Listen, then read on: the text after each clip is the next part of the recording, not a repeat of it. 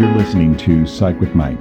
For more episodes or to connect with the show with comments, ideas, or to be a guest, go to www.psychwithmike.com. Follow the show on Twitter @PsychWithMike or like the Facebook page @PsychWithMike. Now, here's Psych with Mike. Welcome into the Psych with Mike Library. This is Dr. Michael Mahan, and if you are watching us on YouTube, then you're like, huh? Because sitting across from me is not Brett Newcomb, and if you're listening to the podcast, then sitting across from me is not Mr. Brett Newcomb, but is another chap who, coincidentally enough, happens to be named Michael Mahan. That's weird. It's a little strange. Yeah, why is your name the same as my name? I think that'd be because I'm your son. Oh, because you're my child. So who names their son after themselves? Probably somebody who's very narcissistic. Probably the same guy that invites him to his podcast. So my son is here with us, and his name is also Michael Mahan, and he is here because for two reasons. Number one is that you actually have a graduate degree in counseling. That is correct, yeah. And you also enjoy collecting things. Absolutely. It's one of my biggest hobbies, that along with exercise, and it's something that just has become very enjoyable to me over the past couple of years, and I think something that probably started when I was a lot younger. So when do you think that started for you? Oh, probably as far back as I can remember. I remember you know this as well as I do, we had the rule when we went to the store that you got one toy. And so I collected animal figures. Oh, I'm sure I know that better than you. That's probably true. And then it moved on to kind of Star Wars and the Pokemon cards, and it's just something that's kind of followed around. Probably something I stopped around adolescence, but just kind of picked back up as an adult. Right. The rule was that you got one thing. You sometimes tried to push that rule. Hey, sometimes you gotta get what you can get. And when you were little, that was before there were debit cards, and so you used to say, well, you've got a check, don't you? Yeah, that shows my age a little bit. Yeah, and I would say, yeah, but that doesn't mean that check is any good. So if you got it, it's good. Yeah, but you did. You collected dinosaurs. Now, one of the things that I would add to that is that you actually were kind of even a connoisseur even at that early age. Yeah, part of collecting for me has always not only been collecting the piece itself, but the knowledge behind that, what it represents, and really immersing myself in the world of what I collect is something I tend to enjoy doing. But one of the things that happened that evolved was that you got to a point where you actually, this was even before the age of internets, but you actually started to use the phrase museum quality. Yeah. You started to look for pieces that were, and you knew what kind of miniatures were labeled as museum quality, and you knew this was the internets were by this time now very, very young, but you knew the entire collection of those particular, or all of the pieces in those particular collections, and you would actually look for those to complete a specific collection. Oh yeah, I think that we have to accept as collectors that the collection is never really complete. I think that's both a positive and a negative aspect of the hobby. I think on one hand it can lead down a potential dark path, but I think on the other hand it keeps things exciting, keeps things fresh, and means there's just always another opportunity out there, but also I think we have to have appreciation for the things that we do have. And a lot of people in the audience may not know this. Some people actually may know this. So there is actually a psychology behind collecting. People have actually done research, and there are actually individuals in psychology who are recognized as experts in the area, the psychology of collecting. Oh yeah, I think that there's definitely something to be said about the psychology behind it, but I think also it's a very individualistic hobby. I think that it means something different to everybody, whether you're looking at these things as an investment, if you're just trying to get them to flip them so that you then buy the product knowing it's of a limited edition and then you're just looking to sell it, which actual collectors in the community don't tend to appreciate those people because you're taking pieces out of the hands of people who would actually appreciate it to then turn around and sell it to them for an increased value. Mm-hmm. But then there's also people who appreciate it for the art, the creative immersion, and then there's obviously some psychological ramifications behind even that. So I did a lot of research. I always do research before I do a podcast, and there's not only psychology, but there is biology that is behind this idea of collecting, and the biology of collecting is actually very similar to, if not identical to, the biology of substance abuse. Mm-hmm. And that doesn't mean that people who collect have an abuse problem, but the reward pathways that make people want to collect things and feel good about collecting things is the same reward pathway that is activated when people use drugs, and that specifically is the dopamine pathways in the frontal cortex that activates an area of the brain called the nucleus accumbens. Right, yeah, I mean, there's definitely addictive quality. I think that many collectors that are really into the hobby will admit that. Obviously, as you well know, given our genetic coding, I always knew I had a risk of having an addictive personality. That could go towards drugs, alcohol. In my particular circumstance, it's leaned more towards exercise and then collecting things that are important to me, and I feel like those are rewarding aspects for me. There's certainly dangers at risk there as well, but definitely something that I feel like I've tried to harness the more good aspects of those tendencies of my personality. So do you know anybody in your life that is what you would call a collector in the same way that you would consider yourself a collector? Probably not. Honestly, I think that it's a fairly spread out community. I think some people are lucky that they have people that are close to them that collect, or people get into that together, or they find someone through the community that happens to be close to them.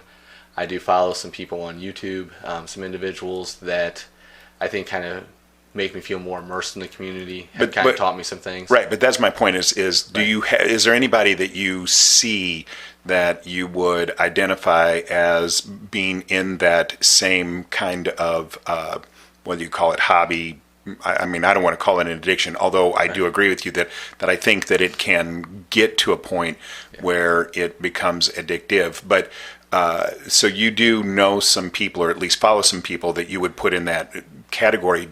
Have you seen anybody that you would say, oh, that's over the line, that's addictive? I don't know, because I think that you should collect the things that you love. If you have the means to collect those things and what some may consider excess, I think there's a lot of stigma around the community, and I try not to participate in that myself because I find it actually difficult to tell those people that are around me, that are close to me in my own life, hey, I'm a collector, I enjoy doing this is what I've spent on this. There's just a lot of like, oh, you spent how much for this? There's just, if I went out and I drank for a night, there wouldn't be that same kind of stigma. Behind that, there's just not a whole lot of social acceptance, I would say, around the hobby in general. People tend to be nice and supportive, but I don't think you really understand the hobby unless you're in it. So I wouldn't say that there's anyone that I've seen that's excessive. There's people that I definitely see online and have YouTube channels because they can have a very large collection. That's part of the reason why they probably have a successful YouTube channel. Mm-hmm. So as far as turning, so do those people use their collection, their collecting, to monetize, to try and, are you saying that it is their collection that, at least in part, helps them to monetize their channel? Oh, absolutely. I think that there are people out there that either one can't afford the high cost that does come with the collecting community, or there are people that just appreciate what these gentlemen and young ladies have been able to accumulate. Okay, but give me an example of somebody like that. I would say Extreme Collections. So that is a YouTube channel, That's Extreme Collections? Yeah, that's a YouTube channel. He definitely, he would be the person I would say has the largest collection that I know of. My personal favorite YouTube channel is Paradox Nerd. I think that he tries to bring everyone in the community into it and creates a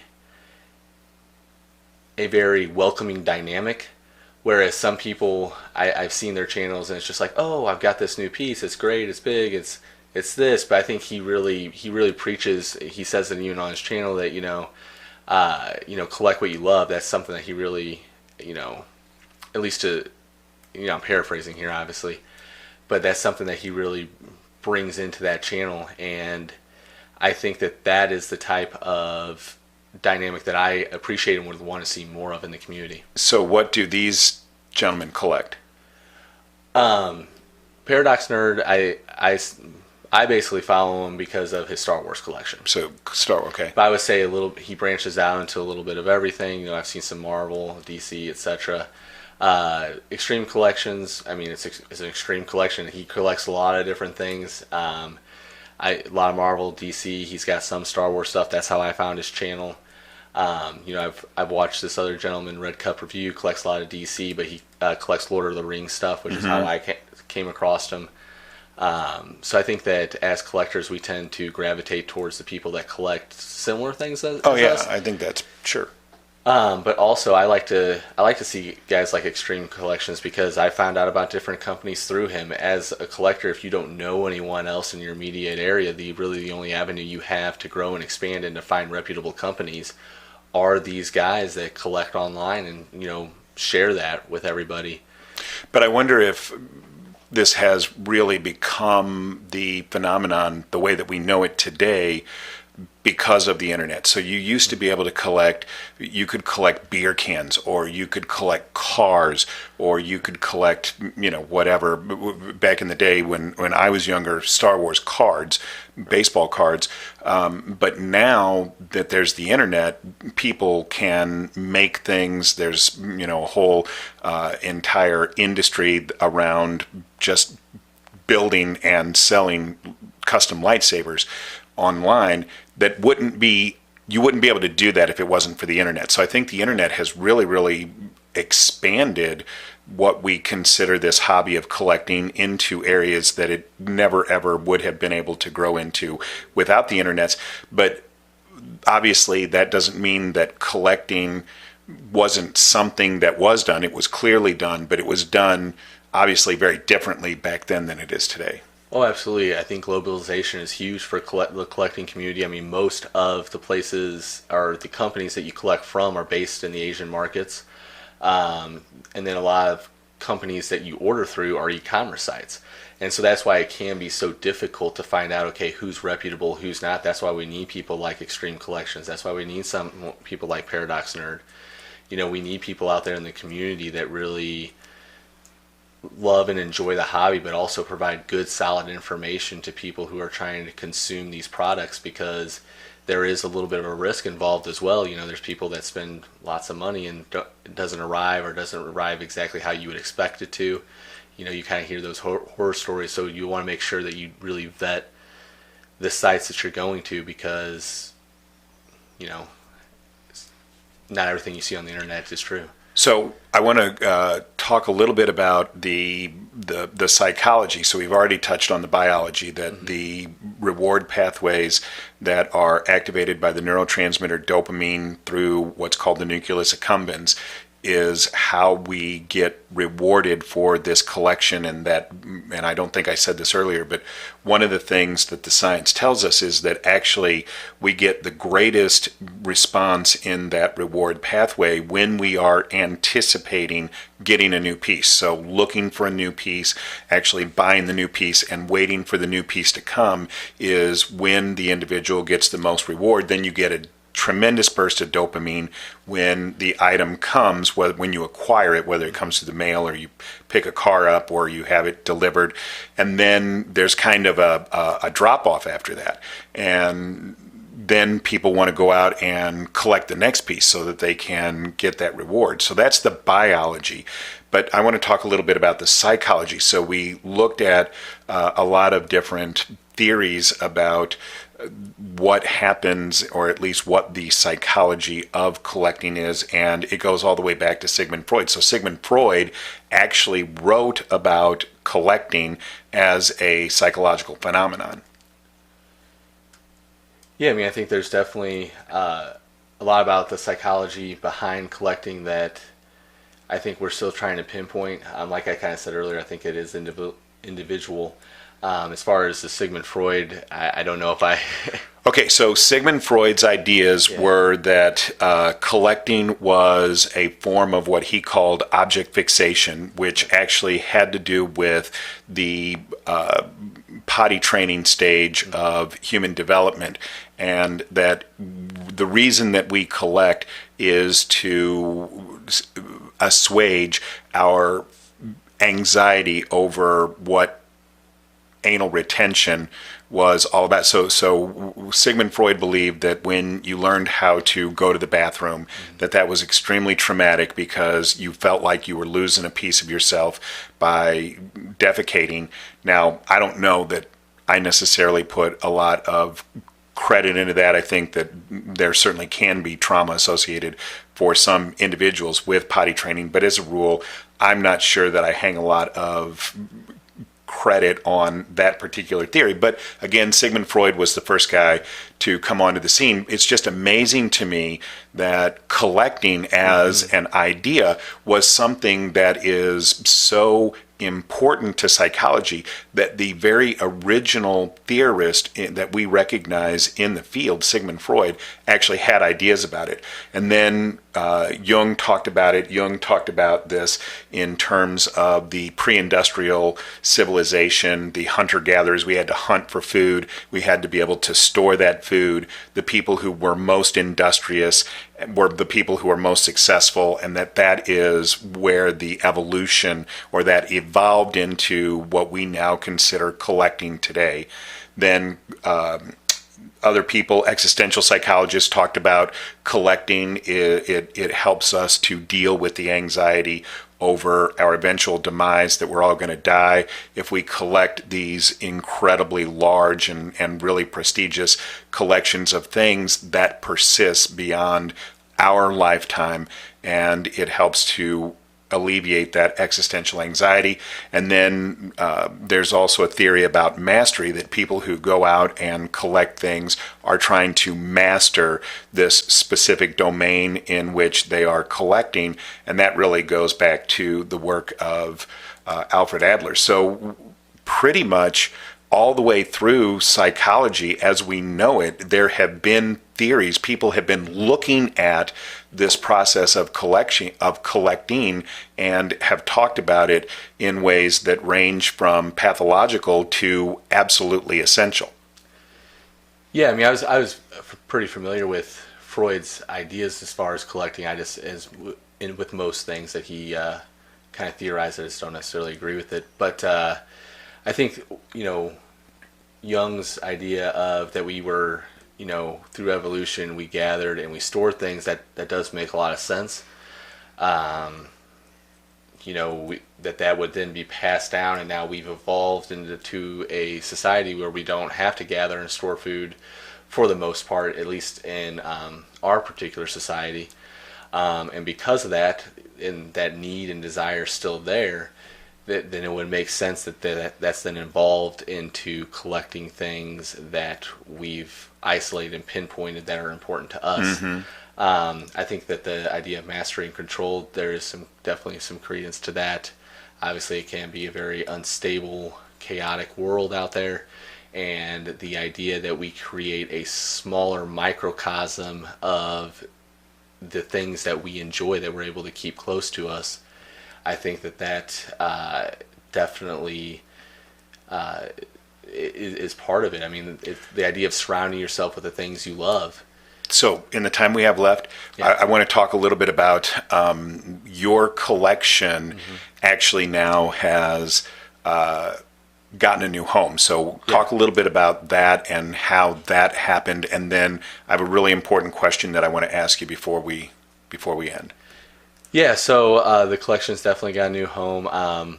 Just like any other part of the collection, I searched far and wide for. It was important to me not just to have a collection, but to display it properly. As you well know, I've always been really organized ever since I've been a little kid.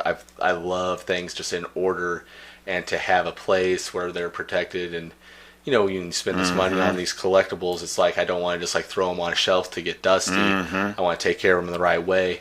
So I found this excellent company called Case. I've been talking to Brian there for quite some time. They're on their way now. We actually remodeled our basement. There's a room that I have down there that the cases are going to go into. They've been specially designed for that room, and the collection is going to get displayed in a way that I feel like it's going to be really great. So you actually built an entire room. So before I forget, will you send me the link for Case, and I'll put that up on the show notes? Yeah, definitely.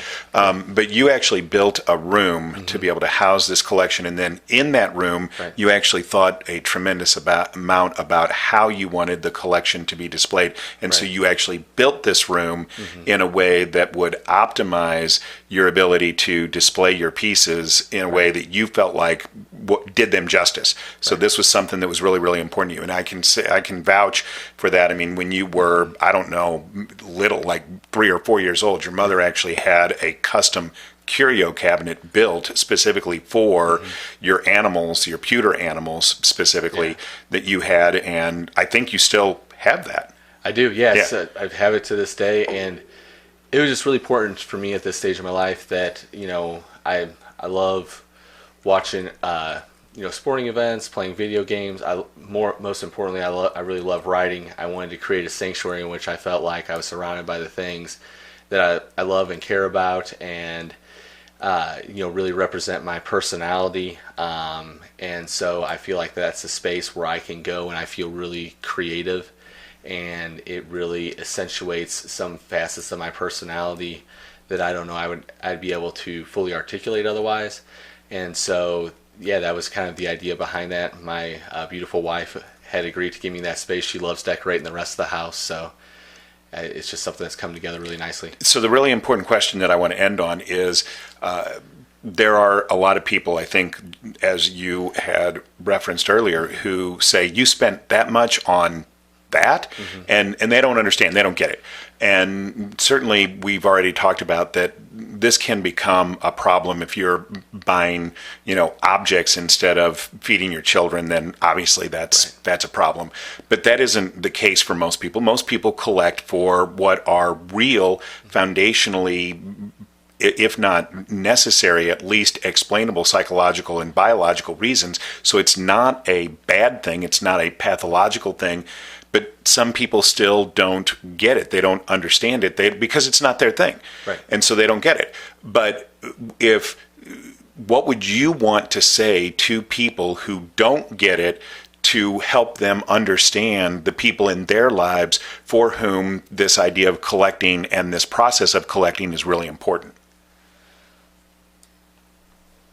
I think that, just trying to think about the right way to come about it here. I think what I would want those people to be able to express is that this is a part of somebody just like anything else is. Just like the people who love sports and build a whole room that has a montage of their favorite sports team. This is something where individuals collect things that throughout their lives have meant something to them, and that they truly love and enjoy. And so if you don't have to, understand the collecting hobby or be a part of it to support somebody, and just say, hey, that's great that you love and enjoy that, and, just be a supportive individual for that. Because I think what people don't realize is when people do collect, they pour like a lot of their heart and soul into that collection. That really represents part of who they feel like they are. And when people kind of talk down about that really kind of hurts. It hurts me on a personal level. But it knocks your identity. Right.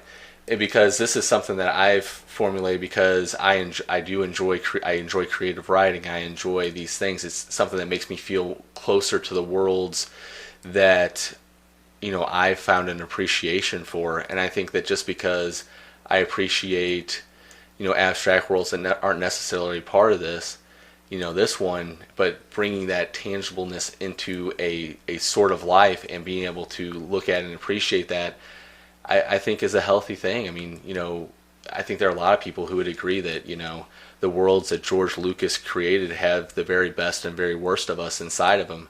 And I think to really think about that on a deeper level and have those things around you to just as just reminders of things that you appreciate, thought were cool, thought, were moments that, transformed you in some way, that could be very, it's very transformative not only to the collector, but very important, and like you said, part of their identity. So just make sure that you're aware of that. So hopefully this has been at least enjoyable, if not informative. As always, you can get a hold of the show at www.psychwithmike.com. If you have comments, topics, or would like to be a guest, get a hold of us there.